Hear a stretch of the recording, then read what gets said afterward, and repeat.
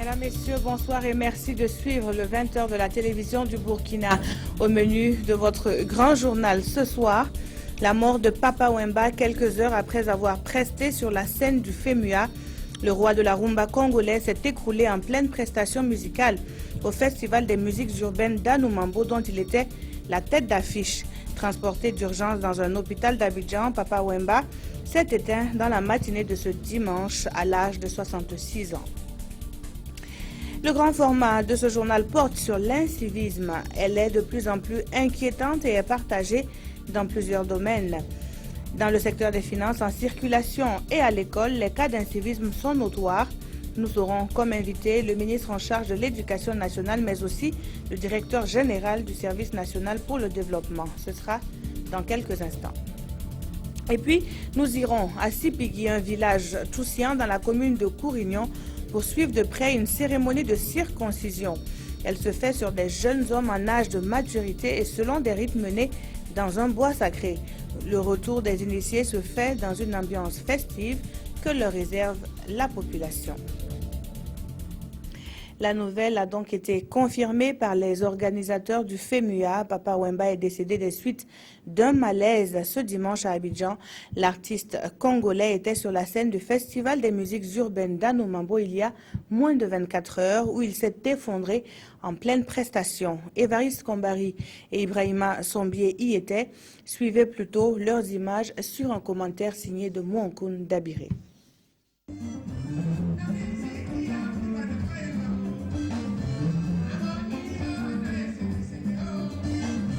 C'est l'ultime apparition de Papa Wemba sur scène. Le roi de la rumba congolaise s'est écroulé en pleine prestation au Festival des musiques urbaines d'Anoumambo, FEMUA, événement dont il était la tête d'affiche. Il est exactement 5h22 ce dimanche 24 avril 2016. L'artiste sera ensuite conduit dans un hôpital d'Abidjan. Dès lors, le FEMUA retient son souffle et tous les fans de Papa Wemba avec. Mais quelques heures plus tard, la nouvelle tombe comme un coup de massue.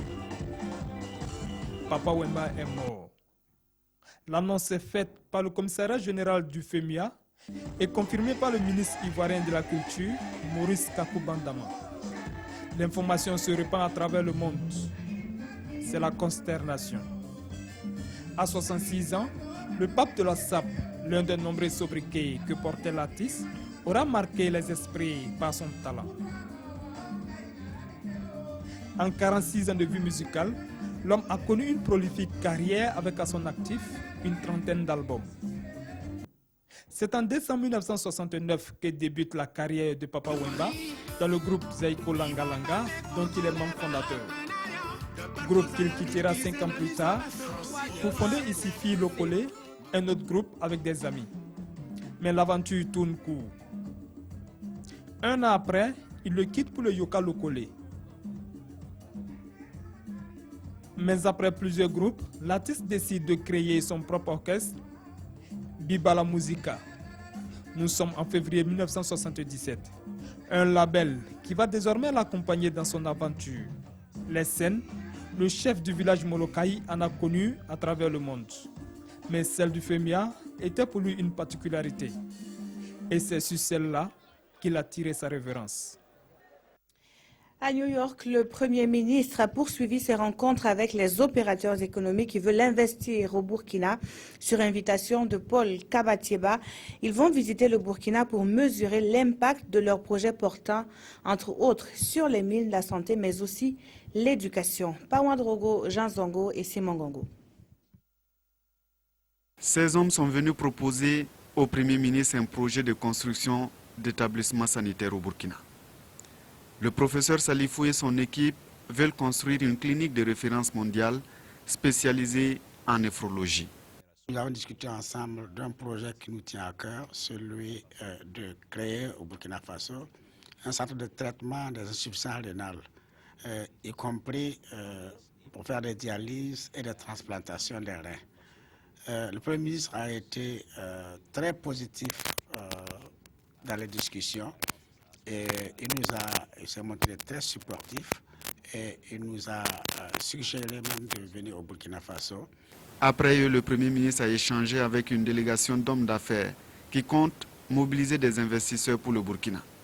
C'était d'aider, n'est-ce pas, le Premier ministre à voir comment entreprendre les travaux ou bien les projets de développement qu'il y a au Burkina là, de manière que s'il y a besoin de financement, il a besoin d'industriels américains, il a besoin de techniciens américains, on puisse les mettre ensemble afin que le travail puisse être fait là-bas. Fondamentalement, c'est pour aider le développement du Burkina Faso. D'autres sont venus présenter leur domaine d'intervention et prendre des informations sur la possibilité d'investir au Burkina. Avec le personnel de la mission permanente à New York, il a plutôt été question des efforts à faire pour défendre les intérêts du pays aux Nations Unies. Et puis, Paul Kabatieba a fait le point des actions menées par le gouvernement au Burkinabé vivant sur le sol américain. On fait le point toujours avec nos envoyés spéciaux, Pawan Drogo, Jean Zongo et Simon Gongo. Ce sont des Burkinabés vivant à New York et environ. Ce soir, ils sont venus prendre des nouvelles du pays. Face au Premier ministre et sa délégation, les débats ont tourné autour d'un compte rendu des 3 mois d'exercice du gouvernement. L'école Ouéougo, les mesures d'urgence, le budget, les Burkinabés ici suivent tout.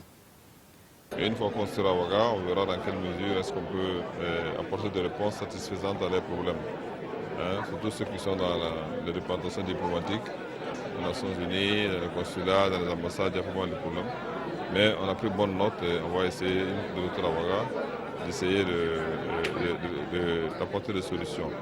S'agissant maintenant de la diaspora elle-même, j'ai essayé d'insister, donner d'abord des informations sur la situation qu'il y a au Burkina, les rassurer, dire que le pays, le président Roch-Marc Christian Kaboré est à la barre. Il a une vision, il a un leadership qui font qu'aujourd'hui, il y a des raisons d'espérer. Le Premier ministre est déployé pour apporter des réponses, aidé par ses ministres présents, Alpha Bari et Nestor Bassio. Par rapport aussi aux problèmes d'énergie, le problème d'eau, le Premier ministre aussi nous a apporté des réponses satisfaisantes par rapport à l'engagement que le chef de l'État aussi a pris pour que les Burkinabés puissent avoir de l'eau potable sans plus se déplacer à des kilomètres et des kilomètres pour avoir de quoi boire. Bien avant, le Premier ministre a rencontré le personnel de la représentation permanente du Burkina à New York. Là, les difficultés liées au manque de finances, au manque de personnel et à la coordination avec l'administration centrale ont été exposés au chef du gouvernement. Je vous le disais en titre, le grand format de cette édition porte sur un fait, l'incivisme au Burkina. Le phénomène tend à prendre de l'ampleur et ce, dans plusieurs domaines. Les cas d'incivisme sont réels et nuisent aux efforts de développement du pays. Fousseni Kindo nous rappelle ici quelques faits majeurs d'incivisme. Le 2 avril 2015, une patrouille de la douane du Burkina saisit un véhicule chargé d'explosifs. Mais le chargement suspect illégal n'arrivera pas à destination. Une foule au niveau de Pau intercepte le convoi et libère le matériel explosif. La police procède au contrôle des véhicules aux vitres fumées et teintées. Colère des conducteurs, pourtant, la mesure date du 14 octobre est censée prévenir contre tout acte malveillant d'individus suspects. 16 mars 2016, des centaines de personnes exigent à Fadan Gourma la libération de 10 membres des Koglo-Béogo, ces milices d'autodéfense arrêtées par la gendarmerie. Après l'expiration d'un ultimatum de 12 heures, elles menacent d'affronter les gendarmes. En mi-février 2016, à Sapuy, des Koglo-Béogo s'opposent aux forces de sécurité qui procédaient à l'arrestation de présumés coupables de lynchage. Le 14 avril 2016, à Nagaré, un village de Logobou dans la Tapoua, des élèves saccagent et brûlent les domiciles des enseignants avant de briser le mat du drapeau et déchirer ce dernier. Il a fallu l'intervention de la population avec à sa tête le chef du village pour ramener le calme à Nagaré.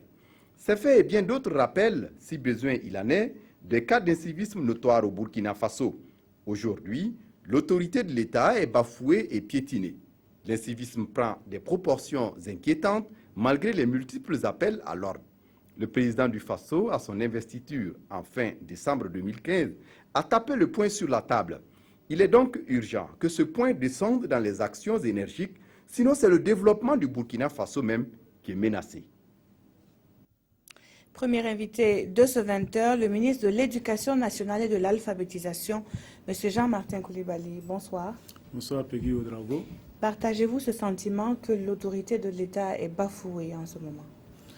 Si on regarde effectivement les images que nous venons de voir, on peut penser que l'autorité de l'État est bafouée. Mais à la réalité, quand on parle d'autorité de l'État, il faut savoir de quoi on parle. Tous ces cas que nous avons vus, nous n'avons pas vu à l'opposé un certain nombre de Burkinabés, voulant soutenir cette autorité de l'État, s'exprimer également dans la rue pour dire que l'autorité doit revenir à l'État.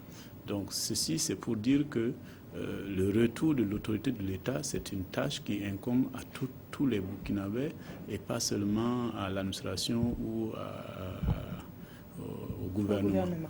Alors, vous étiez à Nagaré dans la Tapoa une semaine après les violentes manifestations des scolaires.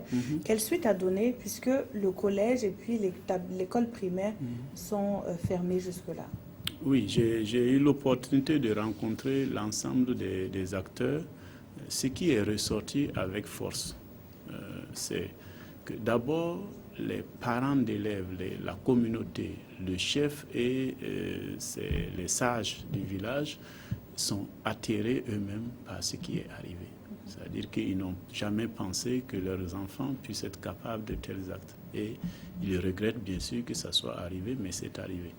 Deuxièmement, il faut noter que ça a été des actes vraiment inqualifiables et impardonnables. Ça, c'est clair pour le gouvernement. Il y aura des suites conséquentes par rapport à ces actes inqualifiables. Troisième chose, les enseignants ont été effectivement vraiment sous le choc, terrorisés par ces événements-là. Et ils sont en train de récupérer petit à petit. J'ai pu m'entretenir avec eux et globalement, ce que je ressens, c'est un grand gâchis. Maintenant, il nous faut voir comment est-ce que nous nous relevons de ce gâchis-là. Les enseignants ont fait part de préoccupations pour nous permettre de sortir de cette crise autour de 6 points. Le premier point, c'est l'identification, l'arrestation et la sanction de tous les meneurs et complices. Le gouvernement est parfaitement en phase avec cette vision. J'ai eu d'ailleurs l'occasion de rencontrer le procureur à Diapaga, avec lequel nous avons échangé pour dire que sur ce dossier, il fallait vraiment des mesures particulières pour faire diligence.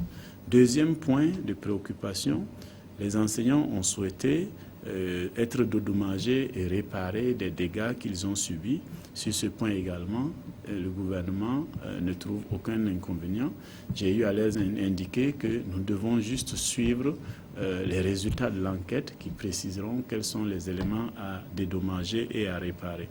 Troisièmement, ils ont souhaité la fermeture pure et simple du CG et de l'école, ce qui est chose faite depuis mon communiqué, je crois, en date du mardi. Quatrièmement, ils ont souhaité le retour sans condition de la sécurité dans le village de Logougou. Vous savez que quelques semaines auparavant, les populations avaient effectivement mis à sac le commissariat et exigé le départ des policiers. Sur ce sujet également, je m'en suis entretenu avec le gouverneur qui est ouvert à ce que la sécurité revienne. Mais comme ça avait été le fait des populations de ne plus disposer de ce commissariat, le gouverneur a indiqué qu'il appartenait aux communautés d'en faire la demande si effectivement elles estimaient que maintenant cette sécurité leur était utile. Dans tous les cas, l'autorité de l'État devant s'exercer partout, nous sommes en train au niveau du gouvernement d'examiner les moyens de ramener rapidement la sécurité sur place. Dernier élément qu'ils ont souhaité, ils ont souhaité être redéployés dans d'autres zones de la province ou en dehors de la province pour des mesures justement de sécurité. À ce sujet-là, j'ai échangé avec eux et je leur ai dit que je comprenais la situation qu'ils ont vécue, mais nous ne devons pas donner l'impression aux élèves que cette façon de faire là peut donner des résultats à leur niveau. Et j'ai souhaité, je dis bien souhaité, parce que la décision appartient aux enseignants, que ceux qui ont été victimes soient ceux-là qui retournent dans ces mêmes établissements pour dire à ces enfants-là que ce n'est pas ce qu'ils leur ont appris à l'école, que ce qu'ils ont fait ne correspond pas aux valeurs qu'ils leur enseignent et aux valeurs qui sont de notre société burkinabé. Voilà brièvement ce qu'on peut dire sur ce dossier de Nagaré. Très bien. Alors, on va passer à un autre point. Le programme un programme qui promet de l'emploi à 16 000 jeunes diplômés de l'enseignement supérieur au bout de 5 ans. Il s'agit donc du programme de recrutement de 4 200 enseignants pour suppléer au déficit du personnel enseignant. Plusieurs voix s'élèvent, Monsieur le ministre, pour dénoncer la précarité, mais aussi l'évaluation de ces nouveaux recrutés. Que répondez-vous à cela? Bon, moi, ma réponse, elle est simple. Je vais prendre juste un exemple. Vous et moi, un certain nombre de parents, nous prenons ces mêmes étudiants pour encadrer parfois nos enfants qui ont des difficultés à suivre à l'école, n'est-ce pas? Si nous trouvons qu'ils sont qualifiés à ce niveau-là pour accompagner nos enfants à la maison, il me semble que les recruter et ensuite leur donner une formation, nous prenons quand même un certain nombre de garanties. Ça, c'est d'un. De deux, nous sommes dans une situation de déficit chronique et important. Il y a, vous le savez, des classes où il n'y a personne. Moi, mon analyse, elle est simple. Plutôt que de laisser des classes vides, je préfère que ces classes-là soient prises, là où c'est possible, par des enseignants qui ont un niveau Bac plus 2 au minimum, formés en 6 mois, et que nous allons regarder travailler pour voir dans quelle mesure ce travail-là va dans le sens de la qualité que nous souhaitons. Et aussi, il y a la suite à donner à ce recrutement et surtout la limite d'âge de 35 ans qui est vue comme une discrimination aussi. Mais la discrimination, vous savez, elle est partout. Quand vous êtes candidat, on vous dit il faut remplir telle ou telle condition.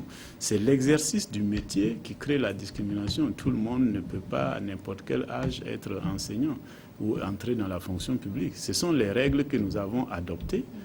Ces règles-là, si nous les avons adoptées, il nous faut les pratiquer. Et donc là-dessus, je crois qu'il ne peut pas y avoir de polémique. Maintenant, pour ce qui est du processus, comme je l'ai dit, ils sont recrutés, ils sont formés en 6 mois et ensuite ils ont des contrats individuels. Ceci, je l'ai dit, c'est pour assurer une certaine qualité. Nous voulons les voir à l'œuvre, contrairement au concours professionnel où on voit qu'ils ont déjà été sur le terrain, on sait ce qu'ils savent faire. Ici, nous voulons les voir à l'œuvre avant de les intégrer dans la fonction publique. Vous savez que dans la nouvelle loi 81, il n'y a plus de contractuels. Donc, nous ne voulons pas tout de suite nous engager avec du personnel dont nous ne savons pas encore l'efficacité. C'est la seule raison pour laquelle le programme est construit de cette façon-là. Très bien. Merci à vous, Monsieur le ministre, d'avoir été sur ce plateau. Merci, c'est moi. Pour faire le point donc sur ces deux sujets. Et nous poursuivons ce journal et nous parlons toujours de civisme. Dans le domaine des affaires, les cas d'incivisme ne sont pas rares. Des idées sont développées pour ne pas s'acquitter des obligations fiscales et cela passant par le refus de se faire enregistrer par l'administration fiscale. Les conséquences sont directes sur le budget de l'État. C'est un dossier que signe Abdelaziz Yagibou. Depuis que j'ai fait ouvrir la boutique, j'ai tout payé, les factures, les impôts. Je peux présenter tous mes reçus. S'il est avéré, ce témoignage révèle l'exemplarité de ce contribuable. Vendeur de matériel informatique, Saïdou Djigma dit se soustraire du lot des contribuables qui refusent d'accomplir leurs obligations fiscales. Des contribuables qui, entre défiance et jeu de cache-cache, cherchent toujours à échapper à l'imposition. Malgré les efforts des services de recouvrement de ratisser large, il demeure nombreux ces acteurs économiques qui développent des stratégies pour passer entre les mailles du filet. Conséquence, ce sont les caisses de l'État qui en pâtissent. L'incivisme fiscal consiste à s'abstenir d'abord de s'identifier auprès de l'administration fiscale alors qu'on entreprend une activité économique susceptible de donner lieu à paiement de l'impôt. Ça consiste aussi à s'abstenir de faire toute déclaration utile qui permette à l'administration de suivre les activités et aussi de payer le juste impôt. Si je considère l'année 2015, et pour 280 dossiers examinés, la DGI a fait des rappels de droits à hauteur de près de 156 milliards.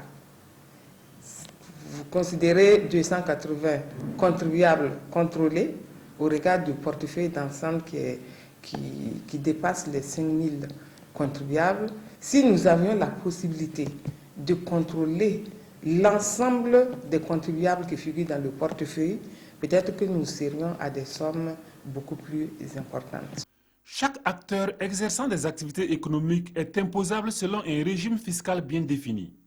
Cependant, excepté les activités structurées et bien identifiées par les services compétents, il y a une bonne partie des contribuables qui échappent à l'imposition. Parmi eux, certains vendeurs ambulants, mais aussi ceux qui occupent anarchiquement l'espace public, donnant du fil à retordre aux agents de recouvrement. Certains témoignages font état d'agressions à l'endroit de ces agents. Il y a des contribuables qui s'organisent en groupe d'autodéfense pour défier l'autorité. Nous avons un exemple qui s'est passé en décembre 2015. Donc, les agents se sont déployés sur le terrain et par rapport à des activités, des opérations spéciales de recouvrement, il y a eu une agression de la part de ce contribuable vis-à-vis de l'agent qui conduisait cette mission. Et bien entendu, il y avait l'accompagnement de la police municipale qui, au regard de l'importance de ce groupe d'autodéfense, a préféré prendre du recul. Lutter efficacement contre cet incivisme fiscal qui va grandissant exige des différents acteurs impliqués une synergie d'action, soutient le syndicat national des commerçants du Burkina, Sinakombe. Il y a eu beaucoup de troubles et que beaucoup de commerçants ont des problèmes. Ils ne s'en sortent pas. Ils ont la volonté de payer, mais ils n'ont pas, eux-mêmes ils ne s'en sortent pas dans leurs difficultés. C'est pourquoi nous demandons à ce qu'on relance l'économie. Il faut qu'il y ait une subvention à travers nos sociétés coopératives de solidarité commerciale. Il convient, dans le cadre de la lutte contre l'incivisme fiscal, d'engager plusieurs actions, notamment le renforcement de la sensibilisation.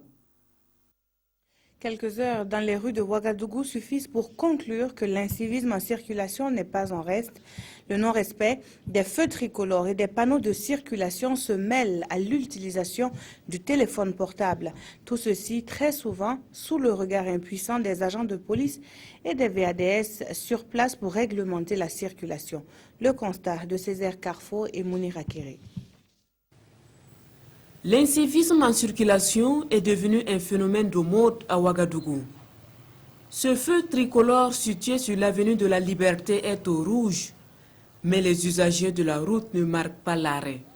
Là, le panneau indique que l'avenue de la Chance est à sens unique. Cela semble n'interpeller personne.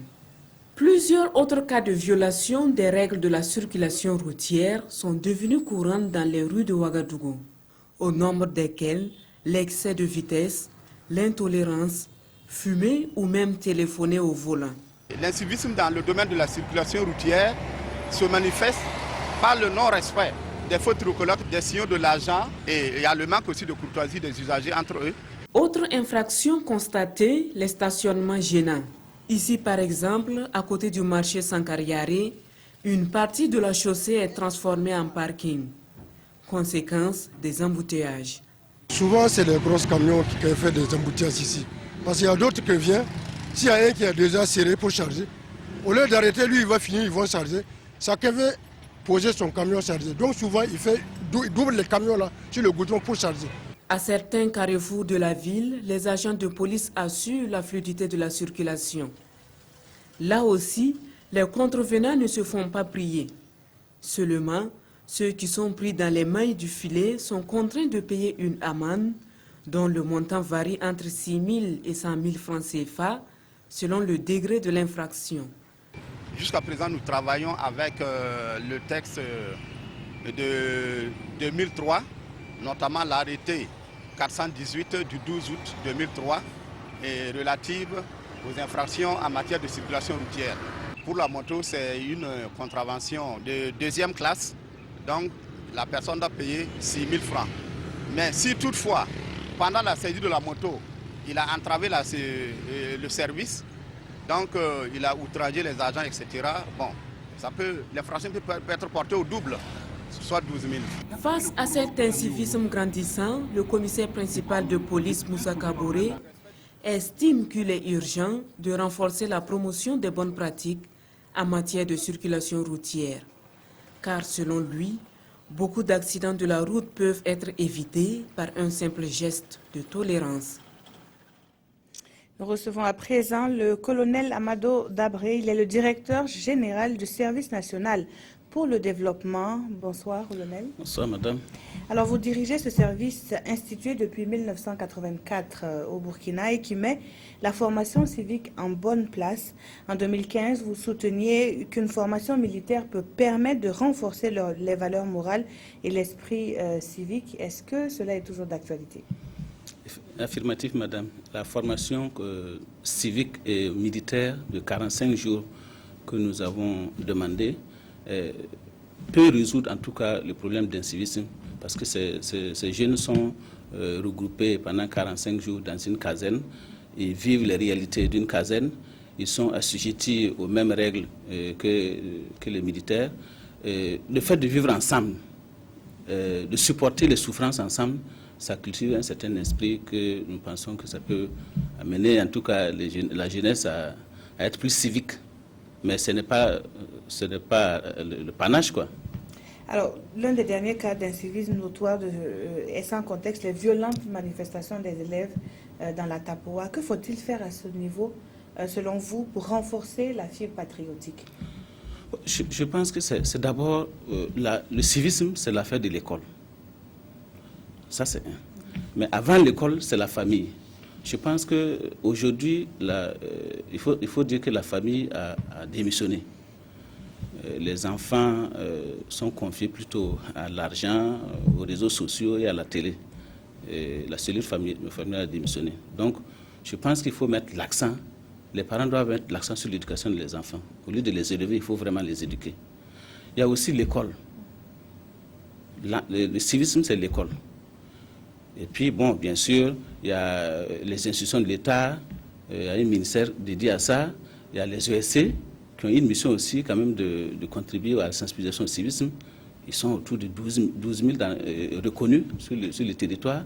Il y a aussi les partis politiques, on ne le dit pas suffisamment, mais ils ne concourent pas seulement à l'animation de la vie politique, ils concourent aussi à l'éducation des jeunes, de la population. Donc, il y a les médias, comme les médias de grande écoute, ils doivent contribuer quand même à l'éducation de la jeunesse. Je pense que l'un dans l'autre, je pense qu'on pourra, en tout cas, atteindre l'objectif. Parce que là, avec les événements de Fada, on a atteint le fond. Et il faudra que ça reste gravé dans la mémoire collective de tous les Burkinabés pour qu'on dise, ça suffit. Il faut repartir d'un bon pied. Et tout le monde... En fait, ce problème-là, elle est imputable à tout le monde. C'est la faillite de tout le monde. Et le plus important, c'est que les jeunes n'ont pas de repères, ils n'ont pas d'exemple. Et nous, les adultes, là, on doit donner l'exemple aux jeunes. Et donc, justement, au niveau du SND, quelles sont les actions que vous menez pour, justement, apporter, faire nourrir cet esprit civique et cette fibre patriotique? Non, c'est simple. Chaque année, depuis 2002 d'ailleurs, nous formons environ 5000 jeunes par an. Et nous prenons 5000 jeunes. Par exemple, cette année, nous formons 5520 jeunes sur 8 régions pendant une semaine. Au-delà, en dehors de ça, il y a des sensibilisations, tout azimut que nous faisons au niveau des médias. Et si vous constatez sur vos chaînes et dans les radios, des FM, en tout cas, nous contribuons en tout cas à la sensibilisation. Mais comme je l'ai dit, il ne suffit pas de faire ingurgiter aux jeunes. D'ailleurs, ils nous reprochent ça. Quand dans les échanges, ils disent qu'il ne faut pas vous en prendre à nous seulement, il faut donner l'exemple. Donc, il faut que, en tout cas, nous, les adultes, et surtout les parents, donnent l'exemple. Merci beaucoup, colonel Amado Dabré, d'avoir été sur ce plateau. Je rappelle que vous êtes le directeur général du service national pour le développement. Il était avec question de civisme avec vous. Suite de cette édition et nous prenons la direction des communes de Sampopo et de Koro dans la commune de Nouna. Elles sortent de l'ombre pour avoir reçu donc des fonds d'électrification d'une valeur totale de 40 millions de francs CFA. La somme sera investie dans des équipements électriques solaires photovoltaïques. C'est ce que nous disent Bakary Seri, Christophe Traoré et Nayalagdo Paul Sawadogo. Les villages de Koro et Sampopo dans la Kossi sont hors des ténèbres. Ils sont désormais bénéficiaires d'équipements solaires photovoltaïques et d'un guichet type coopérative d'électricité. Par ce geste, ce sont environ 1200 ménages qui bénéficient d'électricité. En plus des ménages, des infrastructures socio-éducatives et religieuses sont prises en compte. Ces types d'actions vont en droite ligne avec la politique du gouvernement. L'électrification de ces localités a été possible grâce au soutien du Conseil de l'Entente. Ça va vraiment en étroite ligne avec ce que la vision du gouvernement et vraiment ça permet de nous accompagner pour aller donc vers la destination que nous nous sommes fixés. Les chefs d'État ont demandé au Conseil de l'Entente de réaliser des projets qui améliorent les conditions de vie des populations rurales. Cet axe est important pour les chefs d'État. J'estime qu'on doit faire en sorte d'améliorer les conditions de vie des populations rurales en réalisant le type de projet dans les secteurs de l'électrification, de l'eau potable, de la santé, de l'éducation, etc. Le projet d'électrification rurale décentralisé par le système solaire photovoltaïque est bien accueilli par les bénéficiaires. L'avènement de l'électricité chez nous va droit au cœur. Nous sommes très contents. D'un montant de 42 millions de francs CFA, le Conseil de l'Entente a contribué à hauteur de 40 millions de francs CFA et les bénéficiaires 2 millions pour la réalisation de ces infrastructures photovoltaïques par le Fonds de développement de l'électricité. La meilleure plateforme d'innovation de l'espace CEDEAO revient à celle de l'Union féminine Namadreb Zanga du BAM. Celle-ci s'est distinguée d'abord par son originalité, mais aussi par son approche innovante de la productivité agricole. C'est au cours des journées promotionnelles que l'Union organise sur le thème du Niébé que la récompense lui a été remise. Le point avec Césaire Carrefour et Ramatouzida. Le 15 novembre 2015, l'Union provinciale féminine Namanagabzanga du BAM recevait à Dakar le prix de la meilleure plateforme d'innovation de l'espace CEDEAO. Le prix a mis en compétition 13 pays membres du programme de productivité agricole en Afrique de l'Ouest, PPAO. Le programme entend ainsi contribuer à la diffusion des technologies améliorées pour une meilleure productivité agricole.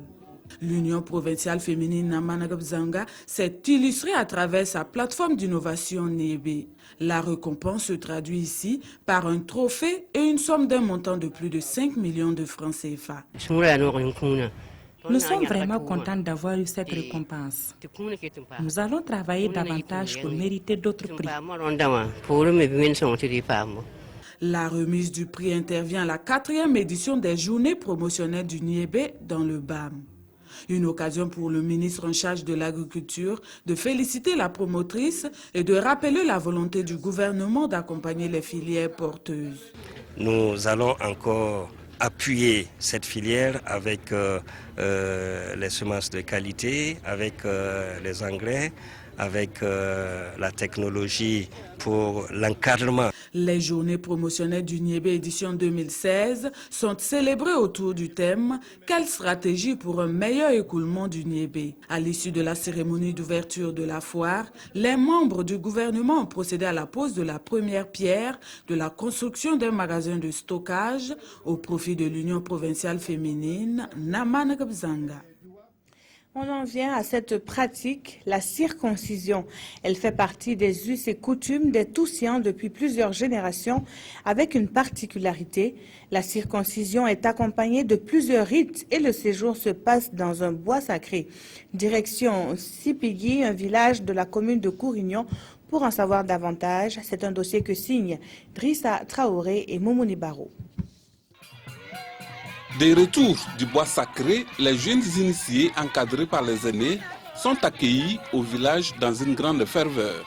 C'est un moment de joie, d'allégresse pour toutes les familles de voir leurs fils accomplir ces rites d'initiation. Pendant quelques jours, en brousse, les sages accompagnent les nouveaux circoncis loin du village pour leur enseigner les principales qualités de l'homme. La circoncision chez nous est une pratique importante. Lors de la retraite dans le bois sacré, les anciens vont transmettre aux nouveaux initiés les secrets, la morale et bien d'autres choses. Par exemple, faire la cour à la femme d'autrui est un comportement strictement interdit par la société et la sanction est immédiate.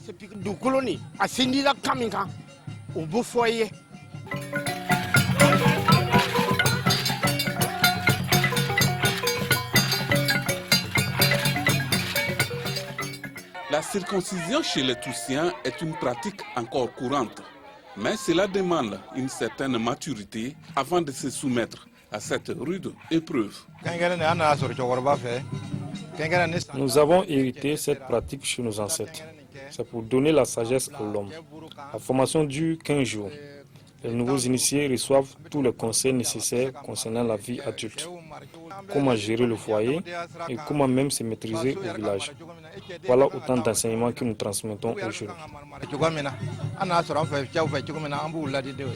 Cette cérémonie marque une étape importante de la vie de l'homme en pays toussien. Elle est généralement accompagnée d'un festin et les mets traditionnels de la localité servent de repas pour la population. Il y a de l'ambiance. Il y a également à boire et à manger, comme du riz, du thau, des beignets. Tout ce qui est mets traditionnel est au rendez-vous lors de la cérémonie.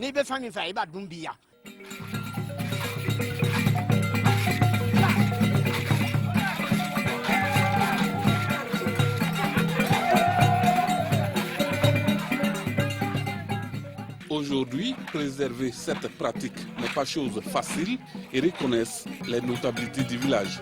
Malgré tout, la tradition semble avoir de beaux jours devant elle.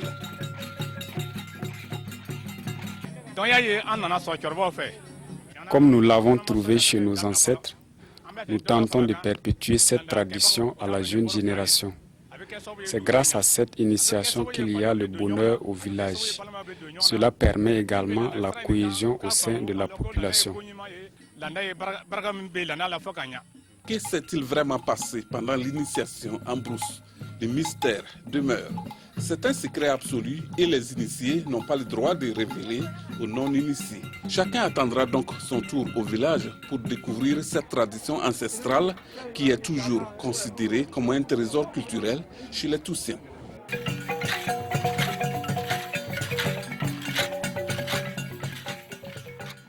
Sans transition, nous passons à l'actualité sportive et comme chaque dimanche, Mamadi Wena, bonsoir. Bonsoir Peggy. Il s'est joué ce week-end la 20e journée du championnat national de football D1.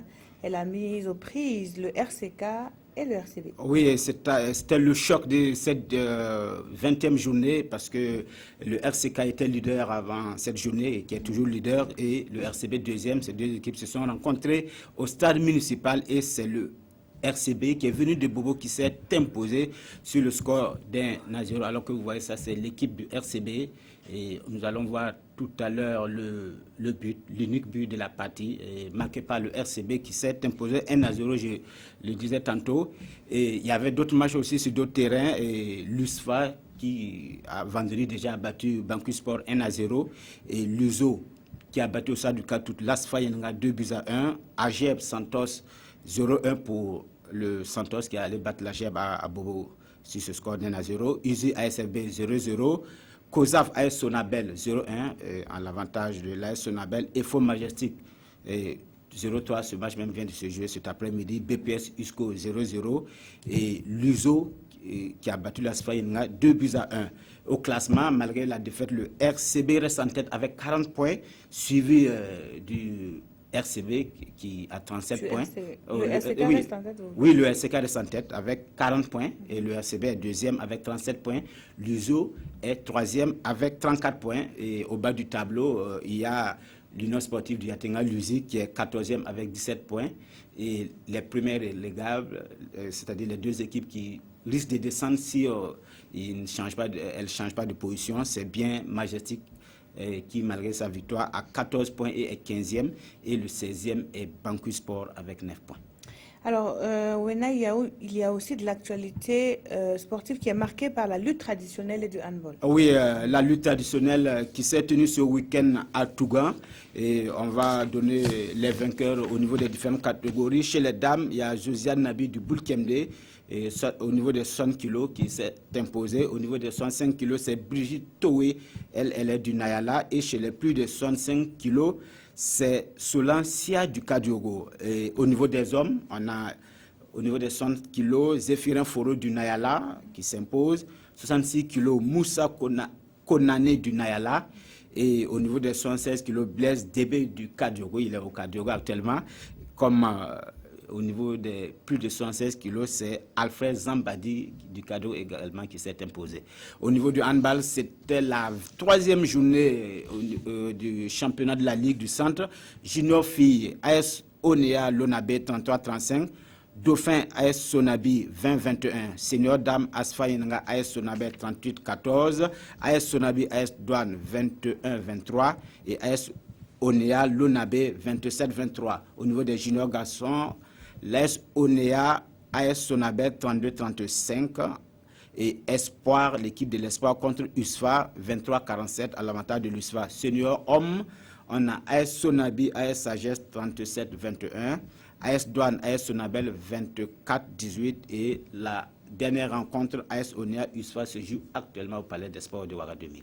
Et donc plus d'informations demain à partir de 21h au journal des magazines des sports. Oui, évidemment, demain à 21h, il y aura plus de détails.